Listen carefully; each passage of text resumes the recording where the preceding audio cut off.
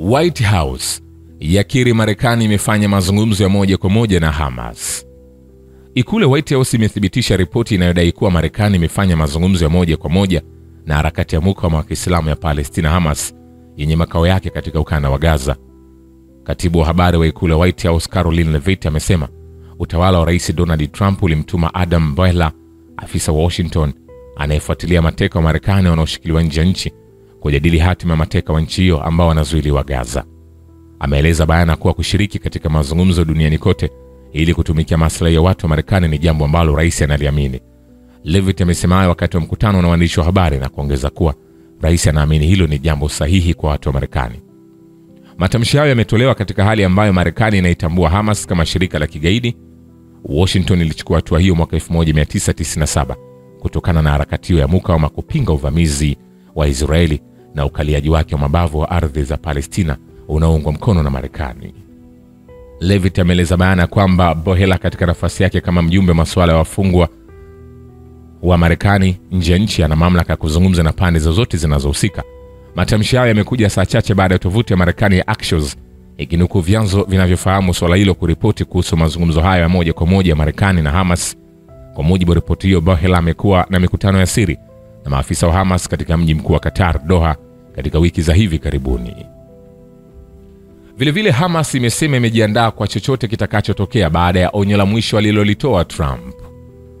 Brigade za Izzuddin Qassam, tawi la kijeshi la harakati ya mukawama wa Kiislamu ya Palestina Hamas, zimetangaza kwamba zimejiandaa kwa chochote kitakachotokea na zingali zipo kwenye hali ya tahadhari kamili, zikisisitiza kuwa vitisho vya utawala kizayuni wa Israeli vya kuanzisha tena vita dhidi ya ukanda wa Gaza havitatoa hakikisho kwa utawala huo dhalimu la kuweza kuwakomboa mateka wake.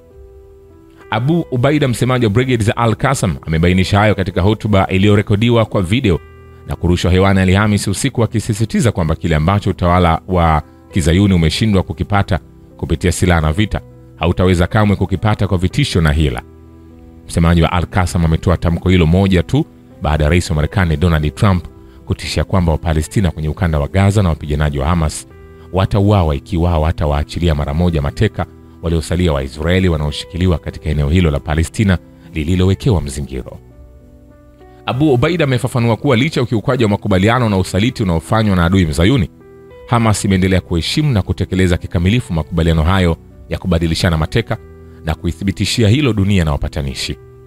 Msemaji wa Al-Qassam ameongeza kwa kusema, tumeamua na tungali tunataka tushikamane na makubaliano haya ili kuzuia umwagaji wa damu ya watu wetu, kuondoa visingizio vyovyote na kuheshimu ahadi tulizotoa kwa wapatanishi. Katika sehemu nyingine tamko hilo la tawi la kijeshi la Hamas, Abu Ubaida ametoa indhari kwa kusema umma wa Kiislamu hautapata amani au utulivu wala hautakuwa na nafasi ya kuheshimika miongoni mwa mataifa hadi ardhi hii takatifu Palestina itakaposafishwa kwa kuondolewa wazayuni magasibu. Vilevile amesisitiza kuwa njia fupi zaidi ya kupatikana uthabiti na amani katika eneo ni kuudhibiti utawala kizayuni na kulazimisha utekeleze ahadi zake ilizosaini kuwa utatimiza. Msemaji wa Al-Qassam ametahadharisha kwa kusema, kitisho anachotoa adui cha kurejea vitani kitatusukuma tu kurudi kwenye medani ya vita ili kumaliza mabaki ya itibari yake, na akasisitiza kwamba vitisho unavyotoa utawala kizayuni vinadhihirisha udhaifu wake tu na fedheha iliyopata.